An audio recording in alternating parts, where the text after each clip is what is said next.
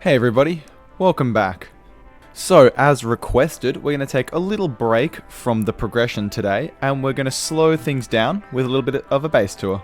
Our base currently consists of the central hub, which contains the clean room, and most importantly, our power generation. We also have the multi-block crafting area with a bending machine, an extrusion machine, a wire mill, and a lathe. We also have an applied energistics room, which contains all of our drive. The ore processing room, which we showed off in the previous episode, still humming along. It also contains a few chemical processes which we require, and is connected to the main hub via this little bridge. We also have the platinum processing building, which is still producing us our rare metals.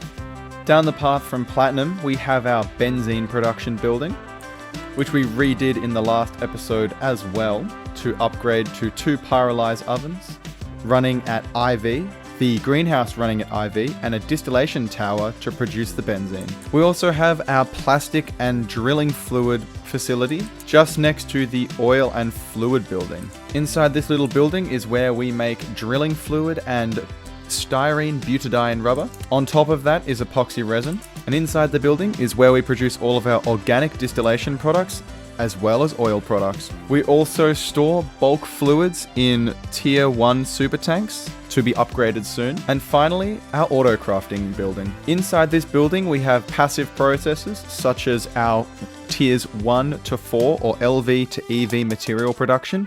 We have a multi-smelter, PTFE, uranium, radon, sulfuric and nitric acid, our auto crafting for the assemblers, the forge hammer and the macerator. We have our fluid solidification wall for plastics and rubber, and we have 2 more blast furnaces for tungsten steel and tungsten, as well as the tungsten line, rocket fuel and indium. There's more specifics I could go into, but I think that's all for now. So let's get cracking with the rest of the episode. And so with all of that covered, I just want to thank you guys for all the support over the last few episodes. The growth on the channel has been absolutely fantastic to see, and it's very motivating. It really makes me want to continue playing this game, even when, it becomes a bit grindy. But for now, we're just going to focus on Gregtech. And speaking of Gregtech, I think it's time we finish off the IV page. I think we'll start with the power substation, because our EV... No, we don't want our EV batteries. Even the EV battery, with 25 million, goes to 150 million EU. We already store 2 billion EU in 8 batteries, and each one of our Lapatronic energy orbs can be upgraded from 250 million to 1.5 billion. So just one of these batteries makes up 75% of our current energy storage. This does take 2 LUV circuits and a fair amount of laminated glass and palladium casing, which is iridium and palladium, but that's why we have the plat line. So let's set a pattern for all of this so we can just request it. We're going to need the substation casing, the palladium plates, the iridium frame box, iridium rods. We're also going to need the tier 1 capacitor, which looks to be just a bunch of ultimate. So we need the capacitor. We already have ultimate screws on auto crafting. So we'll set up the plate recipe, the frame box recipe, and the rod recipe. So all of the patterns have been set. Let's see how many casings we need. We need a minimum of 14, but I think we'll make 50. We're gonna make 50 just to be safe. We don't have palladium ingots. All right, no palladium ingots, so we'll just send those through the blast furnace. Wow, 18 ticks. That is fast. All right, and there we see the palladium coming in. So let's see if we can make the capacitors. I know we need 18, I think, to start with. Yep, 18. We need to be able to craft ultimate. So let's request 200 dust. Okay, so the ultimate recipe is actually only 37 seconds in the blast smelter for 9 ingots, which is absolutely fantastic. Okay, so we can request the palladium substation casings now. And we can watch how fast the craft goes. So the casings are done. We can make the capacitors.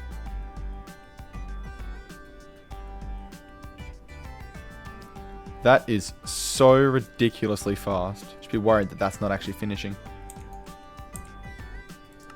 Oh no, just takes a while. And now I can request the controller. And there's one downside to using the power substation, and it's that it loses 1% of the total capacity every 24 hours. That actually isn't that much because it's every 24 hours. So I'm not going to be worried about that. We will have a total energy storage of 12 billion EU, which will mean that our turbines have to turn on less. They will have to turn on for longer each time, but we do want to make sure that they are constant, that they spin for longer. Alright, let's grab the controller. We also need to request the laminated glass. It's 57, shouldn't be too hard to make. So no building montage this time because we have lots to do for the rest of this episode, but the substation is complete and we can see that we have the 12 billion EU storage. The passive drain is only 69 EU per tick, which is nothing in comparison to how much power we are actually chewing through every tick. As we can see, the time to fill is going to be about 3 hours of constant turbine running, so I'm pretty sure our turbine blades are going to break before then.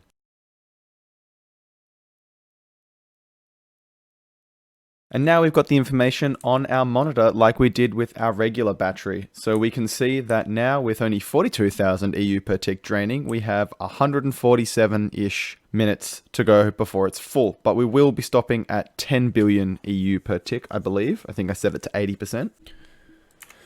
So with fuel and power now on display, I think the next thing that we need to be constantly monitoring is the durability of our turbines. So let's set that up on the monitor over here, just to be able to check when we need to replace the turbines. So it's pretty simple to set them up. The first thing we do is we grab a wireless interface and we right click on the display.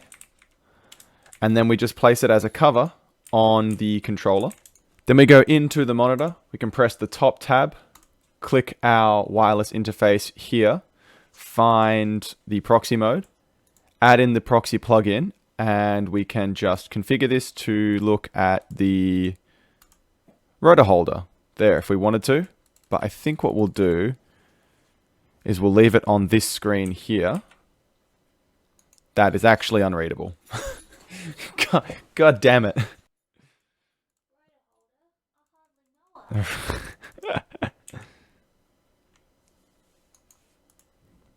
Okay. Yeah, that is completely... Oh, cool. Now we can make the turbine spin. Huh, I wonder if that's going to work for the others. That doesn't look too bad. I wish those buttons there weren't there, but that's okay. So open the monitor, press, enable the wireless interface for the one we want, enable proxy mode, put the plug in, done. And now we can see turbine 1, turbine 2, and now we just have 4 more to go. Okay, so now we have all of our turbines on the screen. We can see turbine 1, 2, 3, which are these ones, and then 4, 5, and 6, which are these ones. And we see that turbine 5 actually needs maintenance, and we can see that it needs a soft mallet. It's also got the lowest rotor durability at 36. So we can grab our soft mallet out, and we can go and do maintenance on the turbine. And now we can see that the maintenance issues are gone. And so this is going to be incredibly useful in making sure that the turbines are all running well. The durabilities are starting to go, some are lower than the others, which is kind of interesting. But the lowest is 36, and I think we're probably going to want to replace that as soon as possible. It doesn't appear to have any effect on the turbine output or the efficiency, which is nice.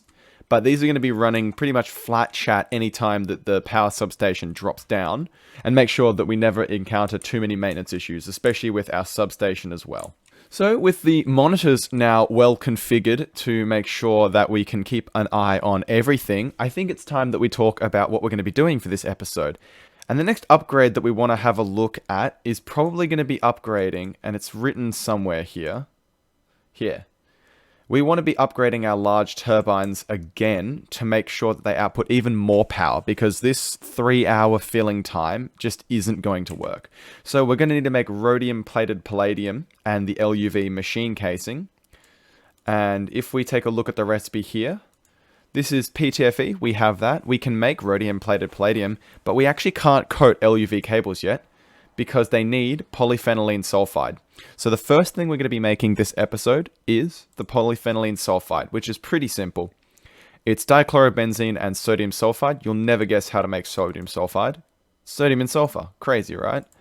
Then we mix that together with dichlorobenzene, which is benzene and chlorine gas, and we can just electrolyze the hydrochloric acid as usual. And then we make liquid polyphenylene sulfide. We can electrolyze the salt to get the chlorine back as well. And then all we have to do is fluid solidify that into sheets.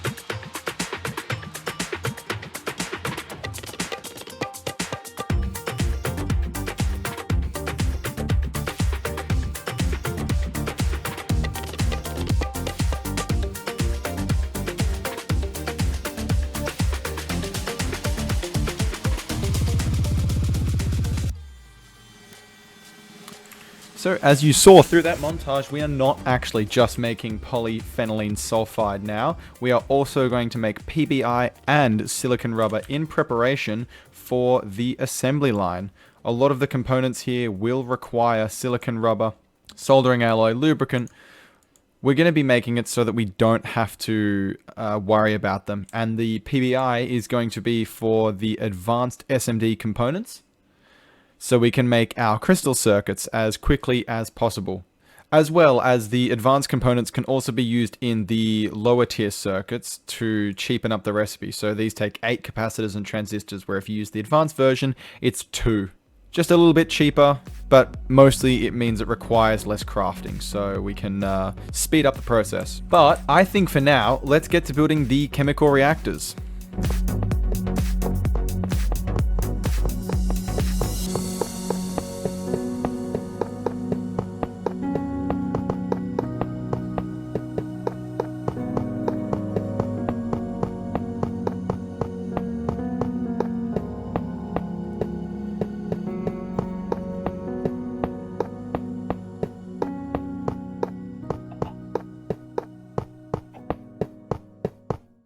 So we have the bottom row of the left chemical reactors done. That's the polyphenylene sulfide line. Dichlorobenzene with chlorine and benzene. Sodium sulfide with sodium and sulfur. And polyphenylene sulfide with oxygen, sodium sulfide, and dichlorobenzene.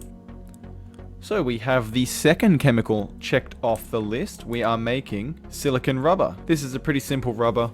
We already have styrene butadiene rubber, so this is just a secondary rubber to coat the cables and used in one crafting recipe later in the game. So we definitely need to make it now. And if you're wondering, it's the neuroprocessing unit that requires thin silicon rubber sheets. Otherwise, completely useless. And here's the whole reason we made the polyphenylene sulfide. I've said that a lot recently. It's the niobium titanium wire here, which requires a thin sheet to coat. And now theoretically, we should actually be able to request an LUV machine hull. Doesn't look too complicated. For the rest of the chemicals we need to make PBI, we've got them listed out here. We need diphenyl isophthalate, phthalic acid, diaminobenzidine, dichlorobenzidine, nitrochlorobenzene, and chlorobenzene. And we have all the chemical reactors here required to make it. We have 6 chemical reactors and then the PBI reactor. And for a little bit of a lore dump here, the original end card of this channel is actually my old PBI setup from an All the Mods 9 world. But for now, let's set some of the filters and recipes in here and see if we can't get PBI. And with the ingredients in the buses and the filters are all ready to go, let's do the maintenance and see if it works. And it does. 5 seconds to make PBI, not bad. Our final end game plastic and a bit of phenol. We'll just put that into an interface. Actually, we'll put both into an interface. And there's the proof. We have our PBI bars. With PBI now on craft and the sheets, plates and foils already on autocraft as well, I think it's time we start looking into better ways to assemble different products. Our SMD components are now at the advanced here, which requires PBI. But it's starting to get wasteful to have multiple assemblers doing different circuits with different fluids. Community Edition has a really nice feature called the Fluid Discretizer, or Discretizer if you will, and the pattern terminal, so we can now incorporate fluids into our autocrafting patterns. This is going to be extremely useful for requesting different products. For instance, the inert PTFE casing requires liquid PTFE in a bus with circuit 6, but you can't request a fluid from an interface, you can only request the items. That's where the dual interface will come into. This can request items and fluids from it. So when you press request on a recipe, it will send both items and fluids into the nearest available storage, which what we'll use is we'll use a basic buffer to store the items and fluids, and then we'll route the fluids into an input hatch and the items into their respective storage bus. And after a lot of waiting, we have our fluid pattern terminal. So we can now start to encode recipes with fluids in them, and we'll have to do a little bit of a tricky little buffering thing to make it work. It's going to be so much easier than having 5, I actually think we have almost 8 assembling machines just scattered around the base with different fluids in them. This is going to make it so much better. Okay, so magically, the assembler is built, and I'm going to run you through very quickly how it actually works. So come back behind, we're going to see that we are using the buffers and the dual interfaces. And I've checked this out, and I know it works. So the dual interface, for instance, in number 6, we want to send in the chemically inert PTFE casing. So we send in the materials, which is a steel machine casing, and then the PTFE. The PTFE is sucked by a pump into the hatch, and then behind here is a bus on circuit 6, and then it will just pop out the side down here through the import bus. And it works incredibly quickly, and we are going to move all of our recipes here because this is circuit 1, 2, 3, 4, 5, and so on all the way to 10. I'm not sure if we need any more circuit numbers, but we can rearrange these if necessary. And with all the upgrades going on around the base after the new assembler, I think we might just replace the turbine blades now.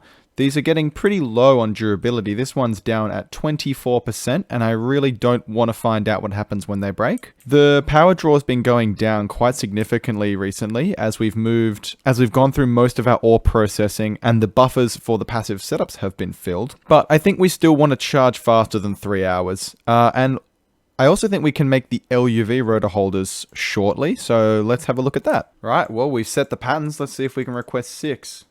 Pretty sure we'll need to smelt ruthenium, so 96. Alright, easy. We've got plenty of power to spare, so we can just run this at LUV, and this is only taking 4 seconds per ruthenium. That's pretty handy. Well, let's go set the recipe in the cooler. I'm sure I definitely meant the freezer in the previous section, but here we are, vacuum freezing the ruthenium ingots. And to catch you back up on the ore processing, occasionally we have to come through and just set the filters in the stocking input buses. I do want to have more of these so I don't have to set the filters anymore, but for some of them, like the sifter, we're not going to ever not sift these. We're never going to not sift through like salt, the quartzes, emerald, and the other salt variants, so we can just leave those there. Same with the chemical bath, we still have a whole new row to go through. But the regular chemical bath, which is doing washing, I regularly go through and reset the filters. And you can see we have a lot of resources currently backing up, especially sulfur, calcium, that's from Grossula, and lots of gold as well, which is very handy. Alright, we've crossed over 96 ruthenium ingots. Let's request our rotor holders now. We can get all 6 of them. We can see the fluids that it's going to require. Honestly, not too bad. This is going to be the worst though. These 2 here are going to require the ABS. We've already pre-crafted our HSSE turbine rotors, and these should be the last rotors that we're going to make before we start to use fusion power. I mean, I say that, but look at the absolute nonsense we're going to have to go through to even get the fusion turbine. We can kind of already make it if we really wanted to, but it wouldn't be useful until we have a fusion reactor. And this is the silly Gregtech donut that we have to look forward to. I can't wait. And just to show you as well, these fusion machine casings are disgustingly difficult to make. But that's not what we're focusing on right now. For now, we're still working on upgrading our gas turbines.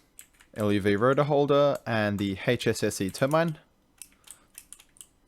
That green looks much cooler than the washed out kind of yellowy green that the HSSG rotor has. So let's go to rotor 1. And let's check the power. Wow, that is so much more. That's a lot more fuel per tick as well, but that's doing half. This one turbine can do half of our current power production. 45,000. I'm going to have to upgrade We're going to have to upgrade so much of our power infrastructure now. With the new turbines producing 45,000 EU per tick now, we're going to replace these 4 amp IV dynamo hatches with these shiny new 16 amp dynamo hatches. We're then going to transform 16 IV amps into 4 LUV amps to minimize the cable loss, and then we'll send them straight into the substation. Looks like the new LUV rotor holders and our new power transforming setup is working really nicely. We're inputting 275,000, so we've more than doubled our power output, and it's only going to take 30 minutes to recharge. Moderately embarrassing slip up here. In making Lapatronic energy orbs, I was making the engraved Lapatron crystal chips, and that requires blue lens, and I turned off the machine control in the laser engraver, so it just continually consumed our wafers and made us a nice, crisp, beautiful set of 8,560 ULPICs. Now, are these incredibly useful? No. They make the medium voltage transformer. This is such a massive waste. I guess now we can make lots of 16K ME storage components, but that's pretty much it. We just wasted a lot of resources because I forgot to turn the machine off. But anyway, having thoroughly spent about 9 hours to do not much, I think that it's probably time that I end the episode here in preparation for the next one. Just to quickly recap, we did a fair amount of chemistry today, all in preparation for the assembly line. The assembly line is the main gate to the LUV era, required to craft all of the LUV components. And we're very quickly approaching the limit of my Gregtech knowledge. My last playthrough ended once I got the assembly line, but we're going to push through and we're going to really try our hardest to stretch the muscle that sits between our ears. I think it might just be useful to ground ourselves and see where exactly we want to end this pack on, and the end of this series is going to be once we have the ultimate battery. And working backwards, the ultimate battery, Gravistar, Neutronium, which is Fusion Reactor 3. We need the best circuits in the game. To make those, we need the network switches, the data storage. We need to go all the way back through the wetware productions, the sterile clean room, which requires titanium and americium, the Fusion Reactor 2, which requires the UV circuits and the quadria, and I believe that's the ZPM energy hatch. Goes back and back and back and all the way back to the assembly line. So I think that's going to be how we ground ourselves for the upcoming episodes, and it's to work the assembly line as hard as we can and see how far we can take this base. And with that all said and done, I want to thank everybody for watching. Thank you for checking out the channel. There's been a massive spike in viewers recently, which is very nice to see. And if you enjoy this type of CBT that Gregtech gives us, of the cognitive variety, then don't forget to subscribe, like, and follow the series for more. And with that out of the way, I'll catch you next time. Bye bye.